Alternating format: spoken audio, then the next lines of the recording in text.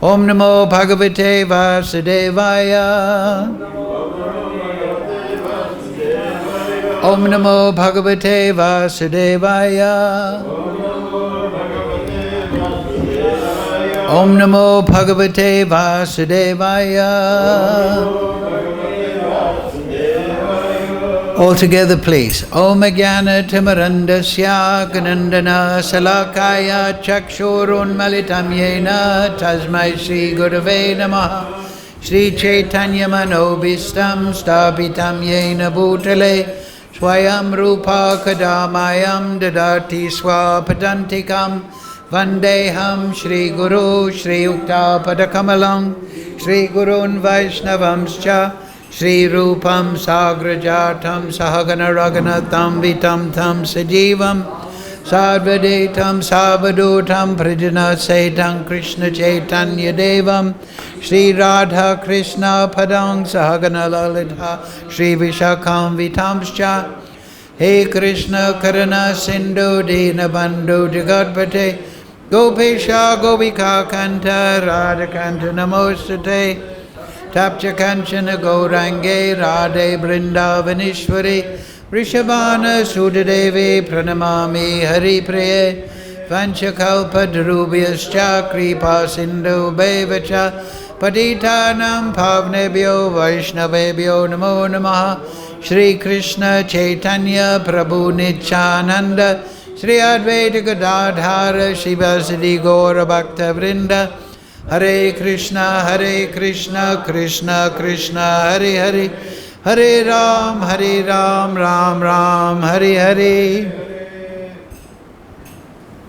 So, reading from śrī-bhagavān, translation and commentary Srila Prabhupada. Today's verse is text 22 to 25 of chapter 14, chapter entitled The Three Modes of Material Nature. So, it's a lot of Sanskrit there and word for word.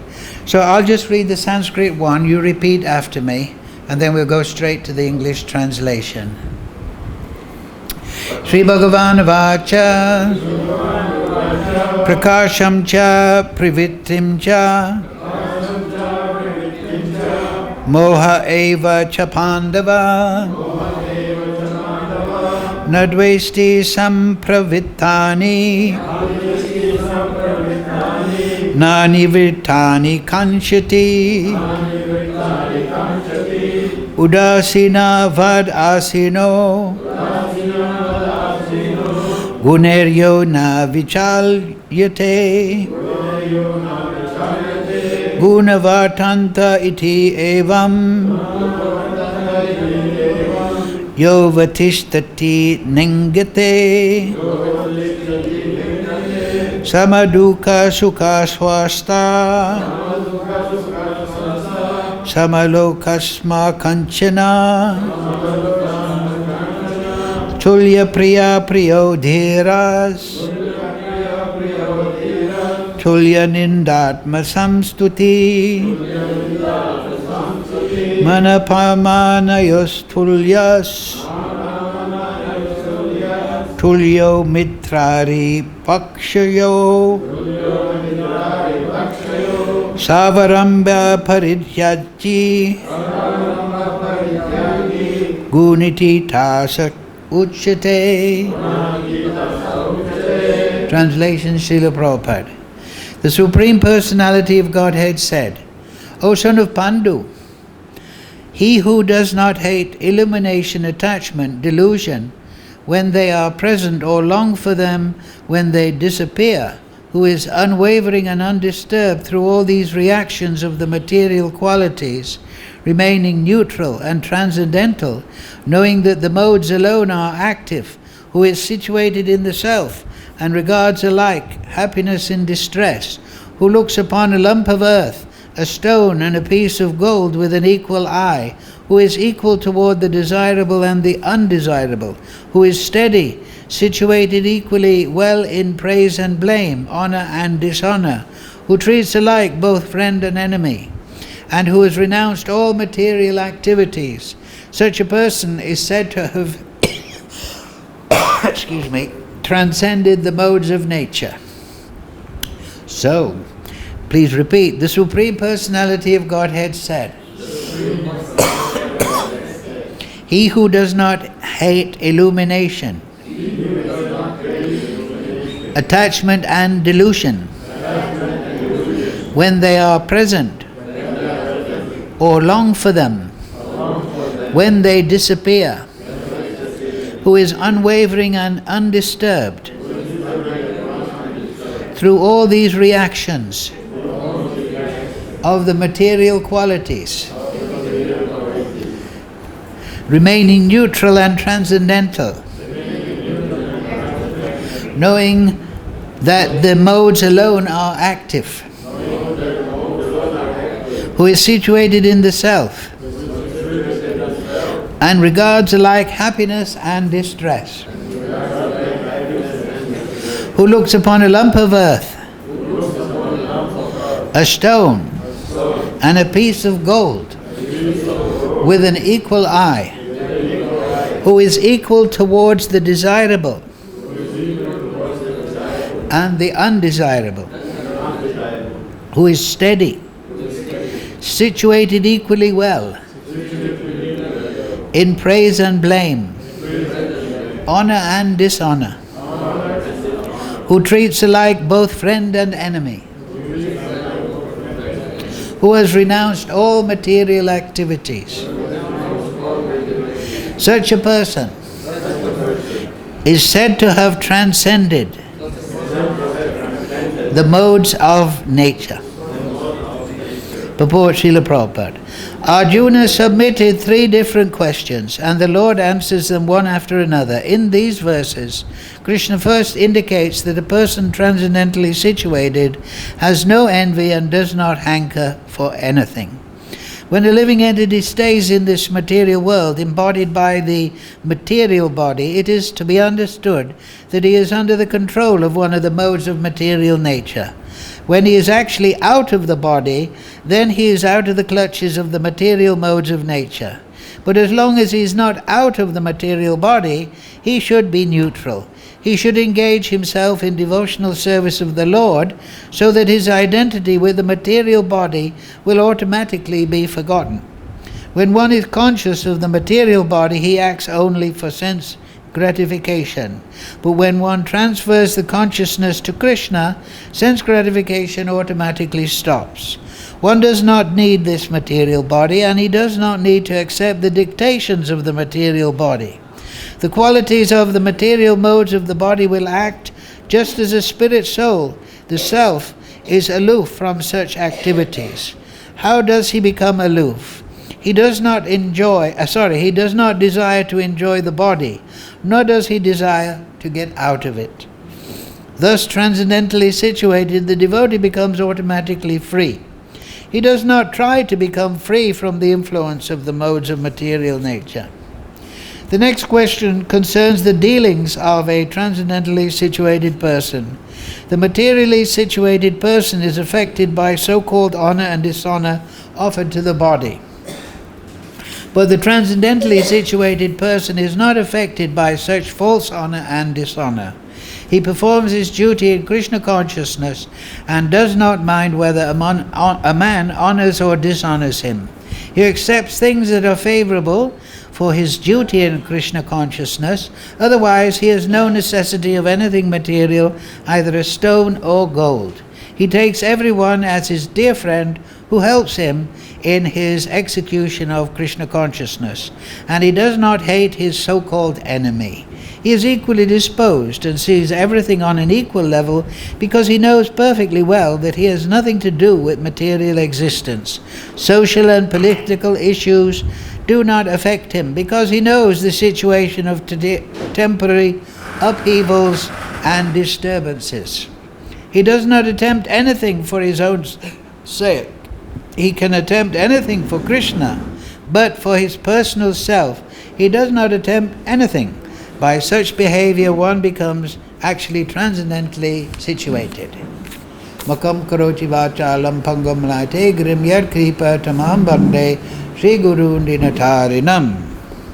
So, To repeat the English again, the Supreme Personality of Godhead said, O son of Pandu, he who does not hate illumination, attachment and delusion when they are present, or long for them when they disappear, who is unwavering and undisturbed through all these reactions of the material qualities, remaining neutral and transcendental, knowing that the modes alone are active, who is situated in the self, and regards alike happiness and distress, who looks upon a lump of earth, a stone, and a piece of gold with an equal eye, who is equal toward the desirable and the undesirable, who is steady, situated equally well in praise and blame, honor and dishonor, who treats alike both friend and enemy, and who has renounced all material activities. Such a person is said to have transcended the modes of nature. Yes, so just to review, those three questions that Arjuna asked Krishna that provoked this answer. Arjuna inquired, O my dear Lord, by which symptoms is one known who is transcendental to these modes, three modes? What is his behavior? And how does he transcend the modes of nature? So, three questions, right? What are the symptoms of somebody transcendental? What is his behavior? And how does he transcend those modes? So yes, this is the message of the Vedas. And it is the message of the whole Vedic literature. To get out of the modes of material nature and come to the spiritual platform. So, this is giving the symptoms, but if you want the summary of that whole Vedic message, you can turn to 245. 245, verse, Trigunya Vishya Veda Nistrigunya Bhavarjuna Nirvanvo Nityasatvasto Niryoga Shema Atmavan. The Vedas mainly deal with the subject of the three modes of material nature. O Arjuna, become transcendental to these modes. Be free from all dualities and all anxieties for gain and safety, and be established in the self. Right? All purposes served by a small well can at once be served by a great reservoir of water. Similarly, all the purposes of the Vedas can be served to one who knows the purpose behind them. So the Vedas are vast. We know the Śrī-bhagavān is the Amala Puran, Puranakadunodata. It is the perfect summary of the Vedic message. What is that? To become transcendental, to get out of the material world and go back home, back to Godhead, as Prabhupada terms it, to reach the spiritual platform. So that is the purpose, and there it is. The Vedas, yes, they deal with these three modes of material nature. They're a vast body, Rig, Yajur, Samar, so on. And each Veda has four departments. Brahmanas, which means yagyas. Samhitas, that means collection of prayers that are recited during the yagyas. Aranyakas, and that means discourses between guru and disciple in the forest. How to perform the yagyas, how to perform one's material activities in a beneficial way. But not so that we have a beneficial material life, but so that the conditions are there by which we can come out of the cycle of birth and death. And so the fourth section of each Veda is the Upanishads. So Gita is the Gita Upanishad. So the Upanishads, yes, the Samhitas are there, the prayers, the yagyas are theirs, how to perform them, all for getting a harmonious material life. But the Upanishads, they always direct to the transcendent reality. So if one understands this, then one understands the purpose of the Vedas. That yes, There is so much karma kanda, there's so much jnana kanda, but ultimately that is attract people for the ultimate, which is upasana kanda, worship of Krishna. Because, as we see after today's verse, right, we've got the symptoms there. They're very clear to understand. We should contemplate them so that we can cultivate them in our sadhana. But what is upasana, what is the bhakti kanda of the Vedas? Mamchi yova bicārena bhakti yogena sevate sa guṇan samatīchaitan brahmabhūyāya kalpate. The next verse. So remember that it was what is his symptoms, what is his behavior. So this is his behavior. One who engages in full devotional service, unfailing in all circumstances, at once transcends the modes of material nature and thus comes to the level of Brahman. So by bhakti, one can get out of the material modes. In the material modes, we are selfishly orientated. We're always calculating our profit and loss. And therefore we have these dualities that we've seen here. Attachment, illumination, delumination, attachment, all this. So we're judging everything, what is good or bad for my enjoyment, either physical, mental, sensual, whatever. Bhakti-vinod puts it very clearly in the Jaiva Dharma. The living entity is just calculating two things in the material consciousness. How to avoid misery and how to enjoy materially. We go to the dentist, why? To avoid misery. And then we go, we watch television, or we go to the cricket match, or we do whatever, go to the restaurant to enjoy. That's all we're doing in the material mode. Attraction and repulsion. So everyone in the material world is calculating in their own particular way. The monkey is calculating in his way to avoid misery and get the banana. Stop being caught and to catch the banana. The dog is calculating in his way, the human is calculating, the Rakshasa is calculating in his way, the Asura, the Siddha, everyone is calculating in that way. What is good for me, I accept, and what is bad for me, I reject. Sankalp, vikalp. Vikalp, no. Sankalp, I want that, I'm determined for that. Thinking, feeling, willing, action. So, the bhakta is different. And this is within the soul. Nitya siddha Krishna prem sadhakabanai shravanadi sudachitte karidevadai. Within the soul is not this selfish orientation, what is good for me, what is bad for me, what I should accept, what I should... That is our consciousness when we are devoid of connection with Supreme Lord. That is, we are angsa, jiva bhuta sanatana, we are part of Krishna, and we are naturally inclined to service towards Krishna, nitya siddha Krishna prem. It's established in the soul. But now we're serving ourselves. Instead of unselfishly serving the Supreme, we're selfishly serving our senses. We're not serving ourselves. We're serving what we consider to be ourself, this material body. That is our illusion. And therefore, karma bandhana, lokayam karma bandhana. We're bound in this material world. So how to get out of it? It's easy to understand.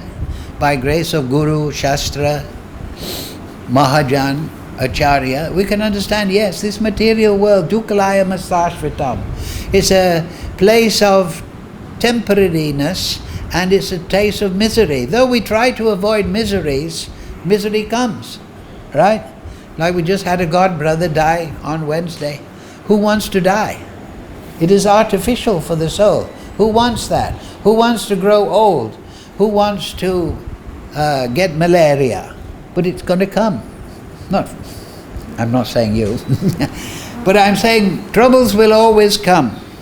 And this is what is explained in the Shastra, that just like troubles automatically come, happiness will automatically come. It is karma phal, parabdha karma. Some good things will come to us because of our previous activities, some bad things will come. But, so what should we do? We're trying to fix the mind on Krishna.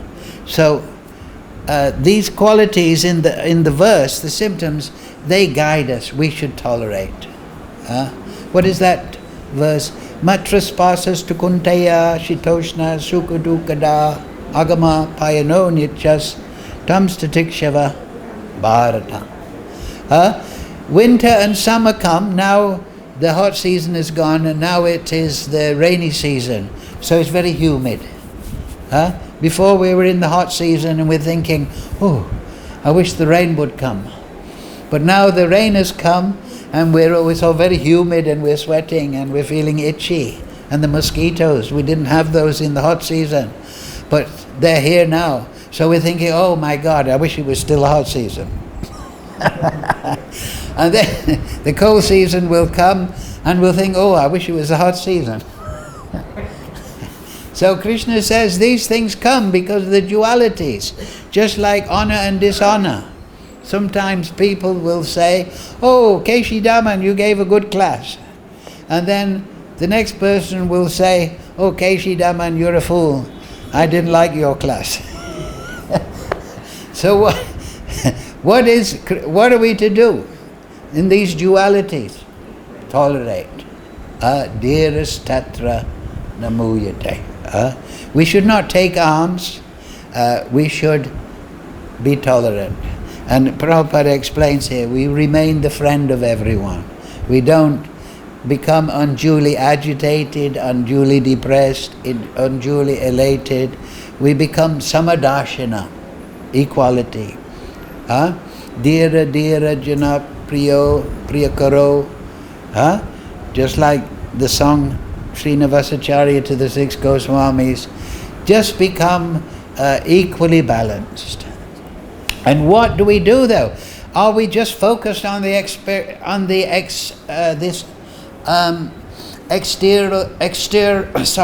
external energy and just trying to be equipoised? Is that our occupation? What is his behavior? No, we're performing bhakti. You understand? Externally, with the material changing circumstances, we're becoming tolerant, tranādupi sanicena, tolerant, humble, kind, not becoming victim of desire and anger, all these ideas.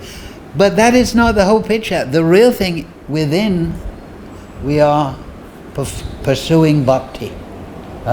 We're learning from Guru, from Shastra, from Acharya, from Bhakta Sangha, how to perform bhakti. So what is that? Shravanam, Kirtanam, Vishnu, Smaranam, Padasevanam, Archanam, Vandanam, Dasyam, Sakyam, Atmanivedanam. 9 processes. So Padasevanam, right? Shravanam, here. Now we're discussing, hearing about Krishna. Kirtanam, we discuss Krishna amongst ourselves. Smaranam, we can do smaranam of the name, of the form, of the Leela of Krishna. We can do the smaranam, right? Padasevanam. Padasevanam means serving the lotus feet. Padasevanam means we can serve with the body. This is one part of our equipment. We can clean the temple, right? We can make a garland, like the ladies every day they make garland. Padasevanam. And then we can also do Padasevanam with the mind. Like the example is there in the Nectar of Devotion about the Brahmin. He took bath in the Ganga, and in his mind, he wasn't a very rich man. He was cooking sweet rice and he was offering it to the deity, and he was putting his finger in his mind, oh, is it too hot? I don't want to offer the sweet rice, the kheer, when it's too hot. So in his mind he was testing, oh, I burnt my finger. So this is manik seva, right? So that is also another skill we can practice, we can learn. Nectar of Devotion, Bhakti Sandarbha, Jiva Goswami, Ujjwala Nilamani. We can also learn Manasi Seva. Like when we're in a holy place. Say we're doing parikram and we come to Chaitanya Baitak. You know the tree where Lord Chaitanya sat? We can stop there. Okay, I don't have a box of sweets or chipped rice, but within my mind I can imagine I'm offering to Lord Chaitanya and Lord Nityananda with a nice lemon soda. Because that's Chaitanya Baitak, right? He's just coming to Vrindavan, he's enjoying the atmosphere of Vrindavan, he's travelled, so he needs a little refreshment.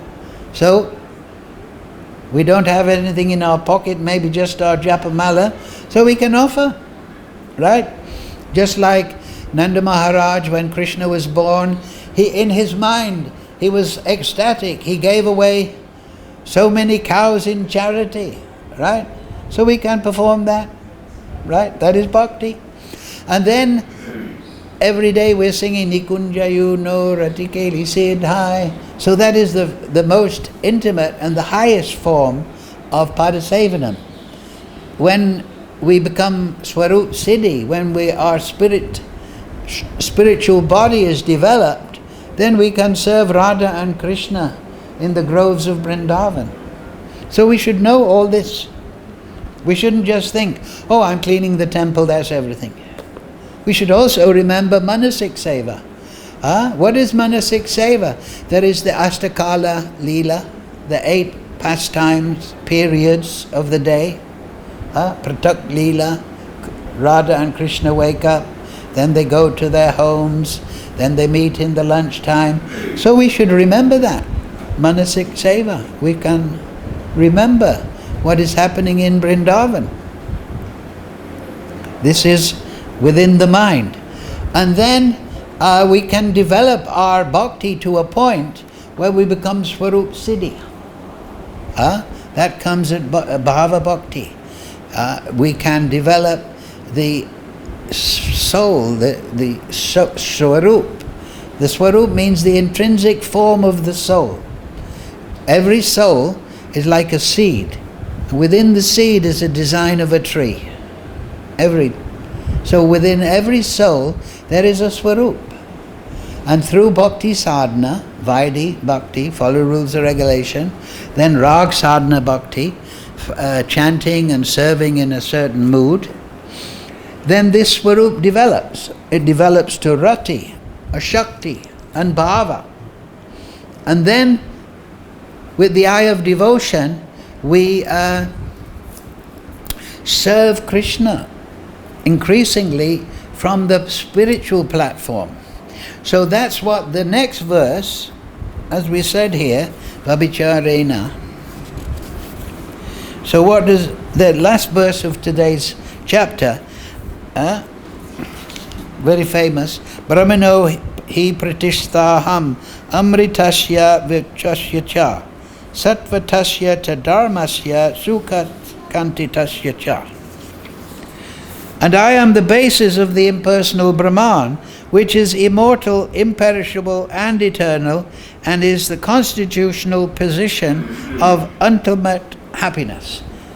So, by this constant endeavor to serve Krishna, by the 9 processes, well understood, by studying the Bhakti Sindhāga, by the writings, the purports of the Acharyas, we will become more and more liberated. And then we will see Krishna and we will develop the Swarup, the eye of devotion. So, in the Brahma Samhita, oh yes, and so this is the verse. If we look at today's, another verse from the Gita, on this point, about internal awakening of bhakti, we can go to another basic verse, is 524. Have a look at 524. We talked about it last week. Yeah. Nyo sukho nyantaramas tatanta jota eva yaha. Sa yogi brahmanirvanam brahmabhuto nigacchati. One whose happiness is within, who is active and rejoices within, and whose aim is inward, is actually the perfect mystic. So this is all about being in, which we're discussing today. It's okay to tolerate externally, but within we must be pursuing bhakti, the mood of bhakti, the remembrance of bhakti. One whose happiness is within, that means not dependent on external circumstances. That means within the spiritual platform, who is active and rejoices within. He's active. He's remembering, at this time, Krishna will be meeting Radha at lunchtime. And I remember reading in the Govinda Leelamrita there was this pastime. How beautiful is that? That's Manasaseva. We're doing bhajan, we're remembering within the mind. We might be on the bus to Delhi. We might be on the bank of the Jamuna. But we must be active within. You understand? Not just tolerating externally, but we must be actively pursuing bhakti within, and whose aim is inward, is actually the perfect mystic. Now you see my point. Yes, in bhakti we follow rules and regulations, cleanliness, we go to Mangalati, but what are we doing within? So Krishna is saying the perfect mystic is not only just following Vaidhi externally, but he's active and rejoicing and he's aiming within. He's cultivating within. He is liberated in the Supreme, which we just read, Brahman, and ultimately he attains the Supreme. Those whose minds are beyond the dualities that arise from doubts, whose minds are engaged within, who are always busy working for the welfare of all living beings, and who are free from all sins, achieve liberation in the Supreme. So you see the point I'm trying to make today. Yes, we tolerate the external agitations, and we don't try to control the external. But what are we doing? We're active within. We're active, we're remembering Krishna. And so, here in the Brahma Samhita, verse 38 gives us more information on this particular topic. Verse 38 is Premanjana charita bhakti vilochinena santaksadeva hridayesho vilokayanti yam sama sundaram achincha guna swarupam govindam adipurisham tamaham bhajami. I worship Govinda, the primeval Lord. This is Lord Brahma, of course, who is Shyam Sundar, Krishna himself, with inconceivable, innumerable attributes, whom the pure devotees see in their heart of hearts with the eye of devotion, tinged with the salve of love, right? They see Krishna in the heart of hearts with the eye of devotion, tinged with the salve of love. Now, many times people read that and they think, I'm looking at the deity, but when I have premanjana on my eyes, these external eyes, then I'll see Krishna. Well, yes, but let's see what Jiva Goswami says in the purport on this topic. So listen very carefully. The Shyam Sundar form of Krishna is inconceivable, simultaneous personal and impersonal self-contradictory form. So of course, achintya, unless we accept the achintya potency of Krishna, achintya veda ved, unless we cannot understand. Krishna is achintya, that means he's beyond material conception. Atak Shri Krishna Namadi Na Paved Grayamandriya. He's beyond the material senses of the mind and the body. So therefore we rely on spuryada, spurti, revelation from Krishna. Therefore, In the Gita 11th chapter, we saw Krishna said, I'll show you my Virat Rupa, but I'll give you divya chakshus. He didn't say, I'll put something on these material eyes. He said, I'll give you divine eyes. Now listen to what Jiva Goswami says here. Because these purports are by Jiva Goswami. They were translated by a disciple of Bhakti Siddhanta called Sangal. And then Srila Bhakti Siddhanta edited that summary study of Jiva Goswami's commentary. So, he's inconceivable. But he's conceivable by the grace of himself. By the grace of the inconceivable, we can conceive the inconceivable nature of Krishna. You understand? We cannot understand Krishna, but by his inconceivable power, he gives us understanding. And everyone, right, you're all devotees, you're all getting realization of Krishna. Even Karbajan, he's now in Samadhi. So, true devotees see that form. Now I'm talking about, today's topic is the internal cultivation. True devotees see that form, the inconceivable form of Krishna, beyond the material senses, in their purified hearts, under the influence of devotional trance, samadhi. They've performed sadhana so good, they're not just doing 16 rounds, they're doing like Haridas Thakur, they're increasing their chanting, they're renouncing the material attraction more and more, they're becoming more absorbed. They enter devotional trance. The form of Shyam is not the blue color visible in the mundane world, but is the transcendental variegated color affording eternal bliss and is not visible to the mortal eye. You see that? Yes, Krishna is non-different from the deity. He's appearing in a form that is possible for our eyes to focus upon. But the inconceivable transcendental form of Krishna in his Adi Purusham is not visible to the mortal eye. On a consideration of the trance of Vyasadeva, as in the sloka Bhakti Yogena Manasi, that's at the beginning of the Bhagavatam,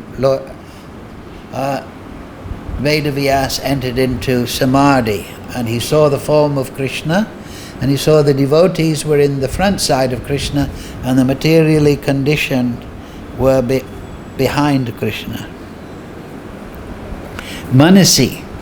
It will be clear that the form of Krishna is the full personality of Godhead and can only be visible in the heart of a true devotee, which is the only true seat in the state of trance under the influence of devotion. So this is emphasizing now that as we progress, we have to enter an internal state of trance, meditation upon Krishna. When Krishna manifested himself in Vraja, both the devotees and the non-devotees saw him with this very eye. That is his grace.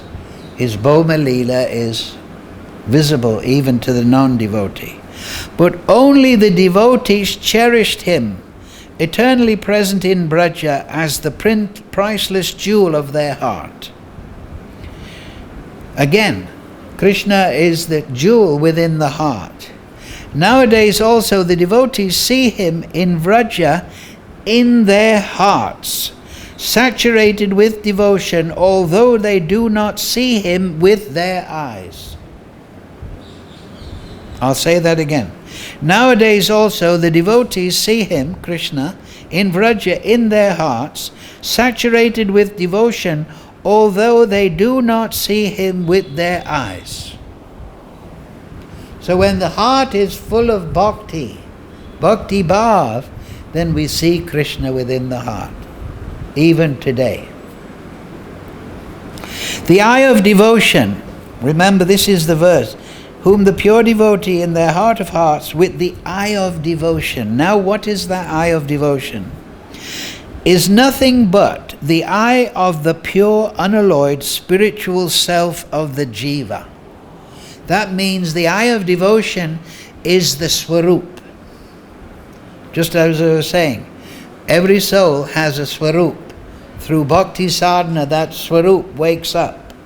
And when it is fully arose, it is swarup siddhi, and then we are understanding our relationship with Krishna.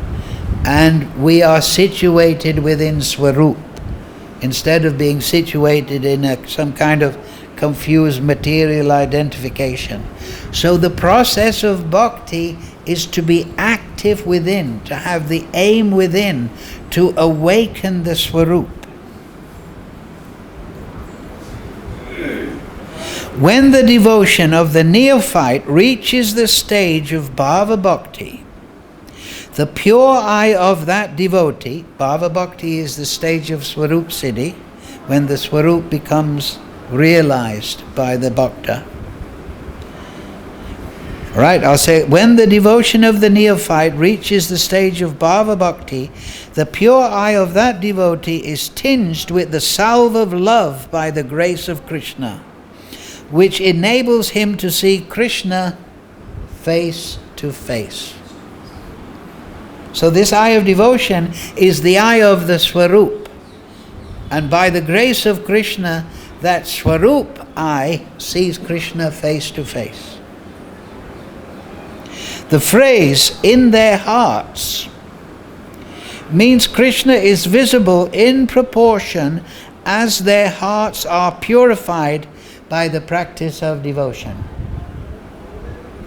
The sum and substance of this sloka is that the form of Krishna, who is Shyam Sundar, Natavara, the best dancer, Mulidhar, holder of the flute, and Tribhanga, triple bending, is not a mental concoction, but is transcendental and is visible with the eye of the soul of the devotee under trance. Now do you understand what I'm talking about today? That we have to practice bhakti not just externally. Very good, Vaidhi, rules and regulations. But as I said before, we have to be active within. We have to awaken the swarup within. We have to practice bhakti. We have to, as Rupa Goswami says, the bhakta, he plants the seed of devotion, he cultivates it, and it grows within the heart. Eventually it goes to Golok, and then it bears fruit at the lotus feet of Shyam Sundar, and that fruit is Krishna Prem. So, read this verse here. It's very important. Or else we will just be thinking, oh, I'm putting tilak, I'm putting dhoti, I'm going to Mangalarti, it's the right time, now it's time for Guru Puja, now I've got to eat, now I've got to sleep. Yes, very good, excellent. But what does Krishna just say? We'll say it again.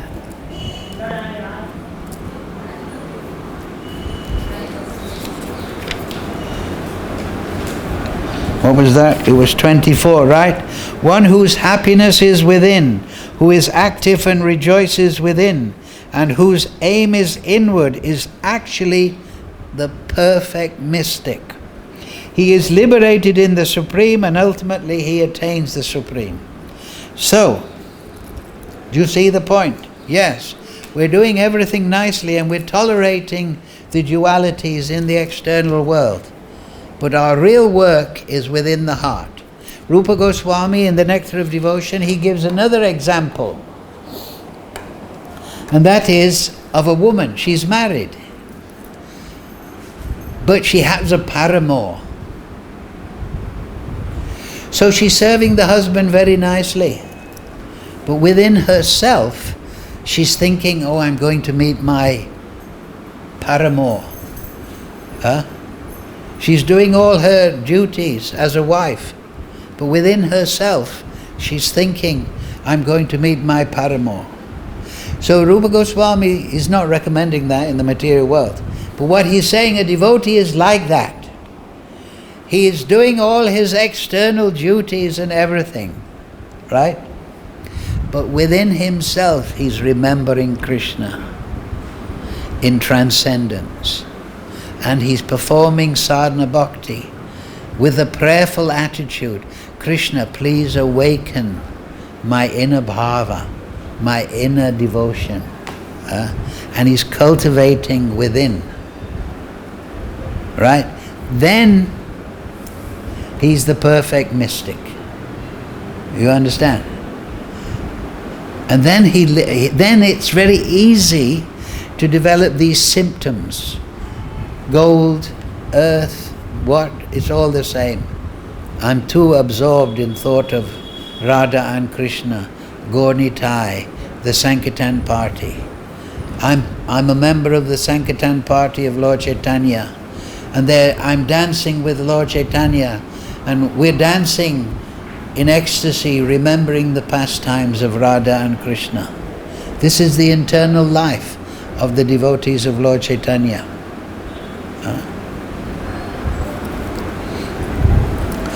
So, any question?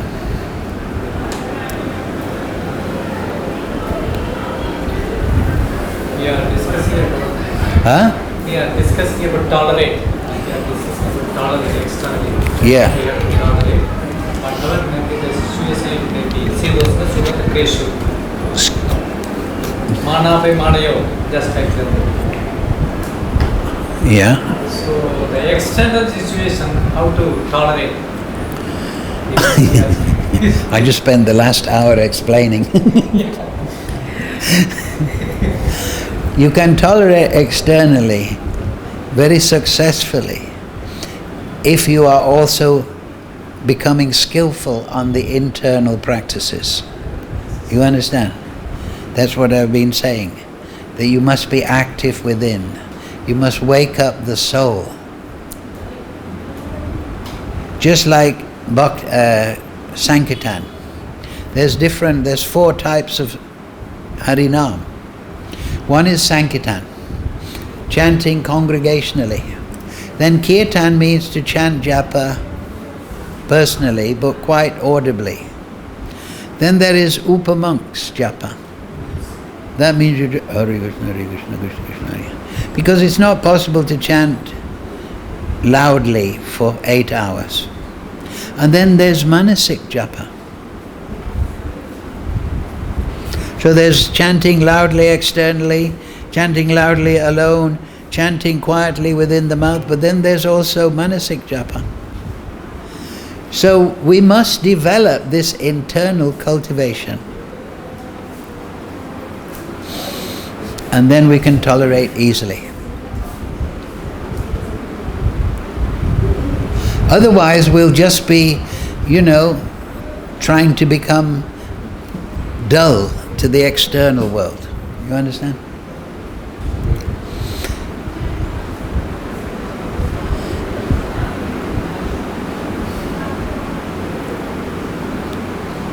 Is it all clear? You mentioned that sva-sthaḥ happens in bhava.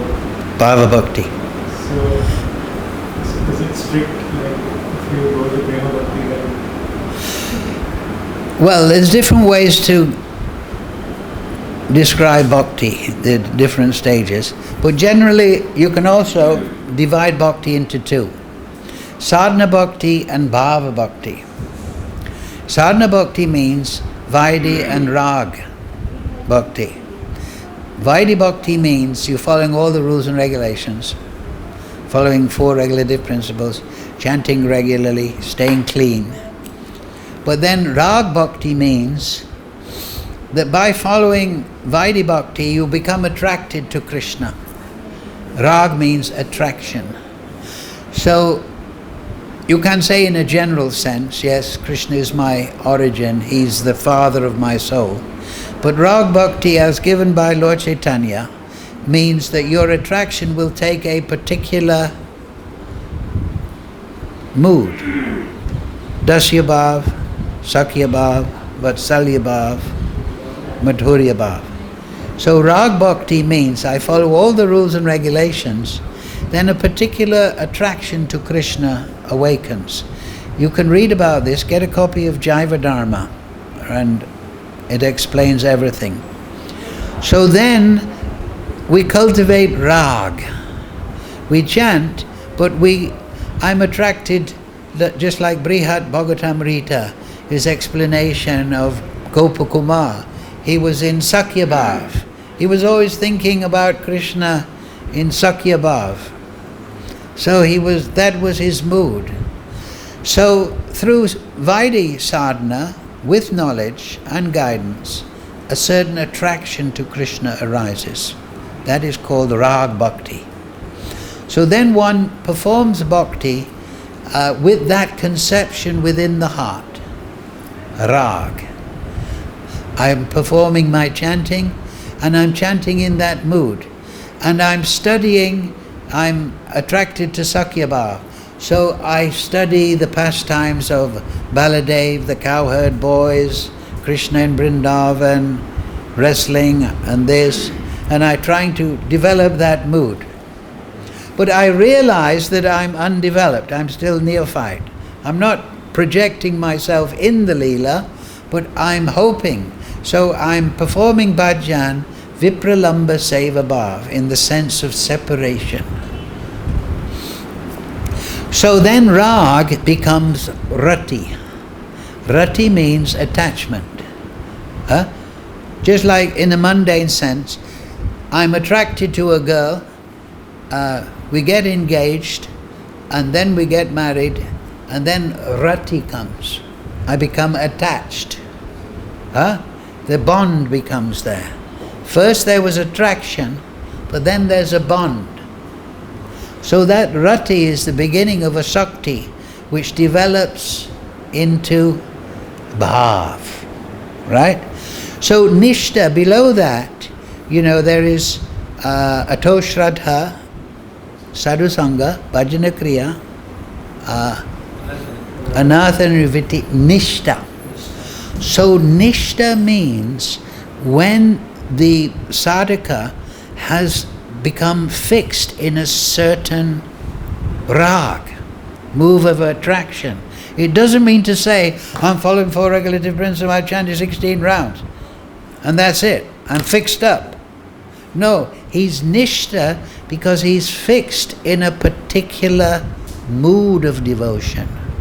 And it is this that Lord Chaitanya came to give, access to the moods of Vrindavan, charibhav, you can read in the Chaitanya Charitamrita. So he becomes fixed in that, and then he develops ruchi, then he develops a shakti, attachment.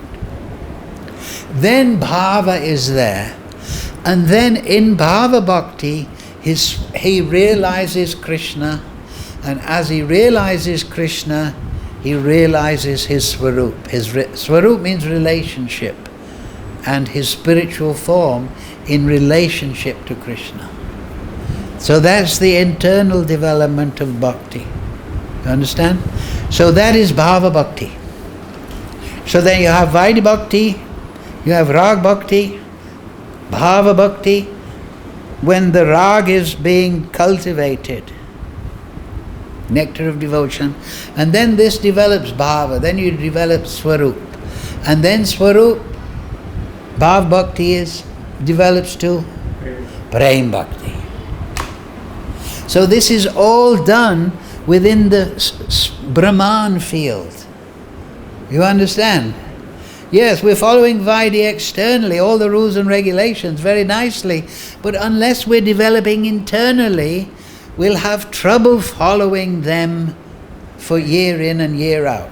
So therefore we see many devotees, they come, they follow rules and regulations for a year or two, then they become agitated and they become a bit neurotic. They're not developing spiritually, they're not enjoying materially or spiritually, and so they become disturbed.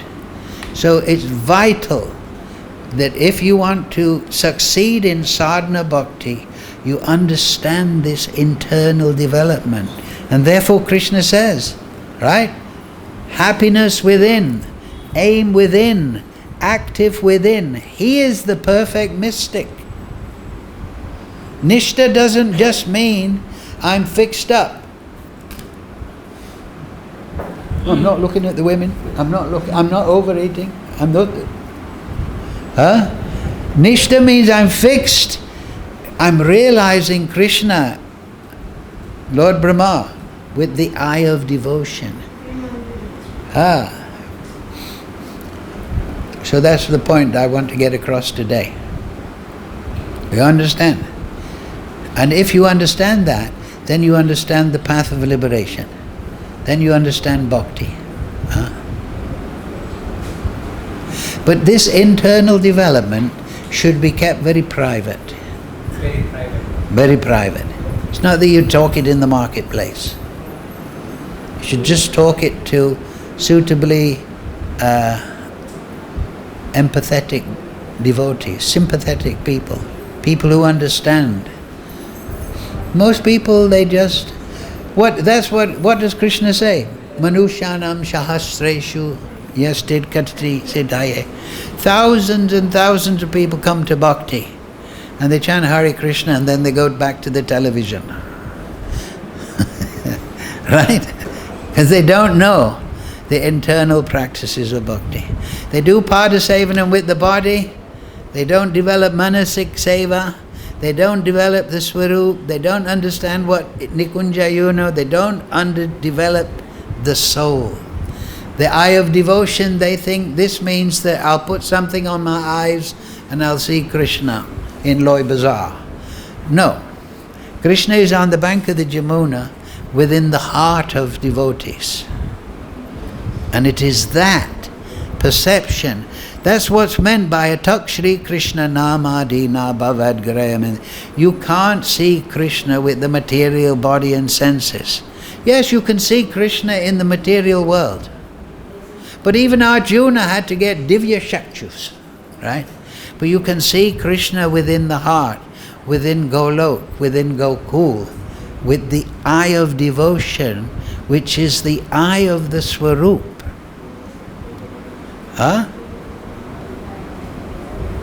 Do you see the point now? This is vital because...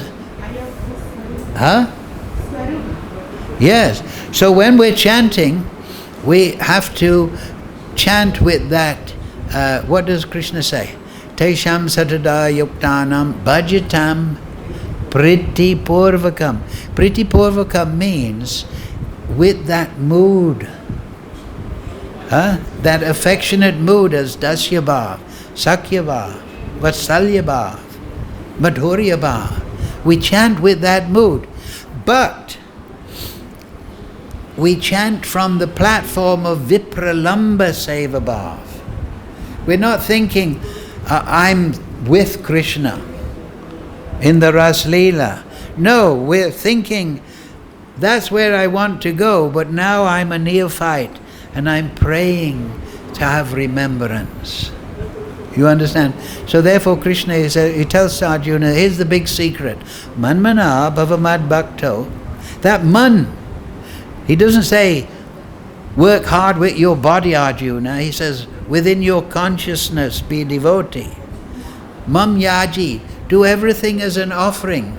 Mam namaskaru, from a position of humility. The problem with the Sahajiya mistake is that they think that by imagination, I'm in the Ras Leela. When they're not on that platform, they're just doing it from a mental platform. So we're developing the soul. And then when the soul is developed, we can enter Brahman. Do you see my point? So that means we always do bhajan from the point of view of humility. Just like even in the material world, you want to meet the Prime Minister of India. Can you meet him by imagination? No, you have to approach carefully, because he's a big man, right? So Krishna is the biggest man, and his devotees, everyone is welcome, that's our birthright. But we have to go mam namaskaru, paying obeisances to those inconceivable pastimes. Always considering, and this is what we see in the devotees, right? Even the 6 Goswamis. Oh, if I only had devotion. The devotees never think I'm qualified. They always think, if only I had some qualification. That's mam namaskaru. And that attracts Krishna. And then Krishna reveals himself. It is that humility and anxiety to realize Krishna is the key. Because Krishna is a person. So if you approach Krishna with this humility and desire for his revelation, he will respond. Right? And then when you meet Narendra Modi, you don't, hey Narendra, how's it going? No, right? You're very humble. This is a materially powerful person, respectable.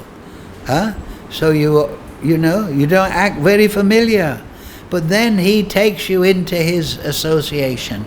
And so therefore in the Brihad-bhagavatamrita, right, Gopakumar, he meets Krishna and Krishna embraces him. Gopakumar, when I've been waiting for you, I've been hoping you'd come to see me.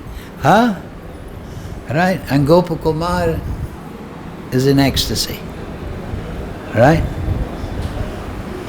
Because that is what's most attractive, isn't it? Somebody who's humble, gentle, modest. So Krishna's humble, gentle and modest. He's doing everything, but he's not showing himself. But he's fully revealed to the devotee. Why? Because the eye of devotion. And so humility means that. And so that is the sweetness of a devotee, that he sees Krishna with his humility. So that's the mistake, to jump too fast to the higher. Always approach this internal cultivation from a platform of humility. And that attracts Krishna. Because Krishna is a person. Just like if I want to become friends with somebody, I approach them gently and peacefully and respectfully. And they think, oh, this person's very nice. I don't walk up to somebody and say, how are you doing, me old friend? The first time I meet, right? So we approach Krishna, mam namaskaru, majaji, we do everything for Krishna. Manmana, within the mind. So the beginning though is to follow rules and regulations and to wake up a certain mood of attraction, rag. And when we chant, we chant consciously evoking that mood. You understand? Whether it's dasya-bhav, sakya-bhav, vatsalya-bhav, madhurya-bhav. And so the Shastra is there to guide us. That's why Rupa Goswami is given Nectar of Devotion, 10th Canto, Brihad Bhagavatamrita, Srimad Bhagavatam. Clear? Everything clear? Not everything, but I have somewhat. Yeah, okay, one more question. So you are talking about when you chant consciously and try to awaken that rasa. So how do we know that which rasa is it? Well, you'll know. Just like when you go to the restaurant, you know what you're tasting. So at the beginning, remember it said earlier chapter, aham bija-pritāk-pitā. I am seed-giving father. So Krishna is saying, now it's we normally have affection for a father, material father. He's my father. He brought me into this world. He's super. So in a general sense, we should have affection for Krishna as our father. And we can cultivate that mood. Oh, Krishna, you've given me existence. I exist because of you. You're the father of my soul, in a general sense, right? But then we study the Leela of Krishna, Krishna book, 10th canto, and we perform our sadhana, and we're attentive internally, we're active within, and then we become attracted to a certain mood. But it should come from the soul. You understand? So if we cultivate in that way, then Chaitya Guru, Krishna within the heart, will guide us. You see, external Guru is there, but Chaitya Guru is also there. So once that rag, that attraction for Vrindavan Leela is awoken, we will experience it within ourselves.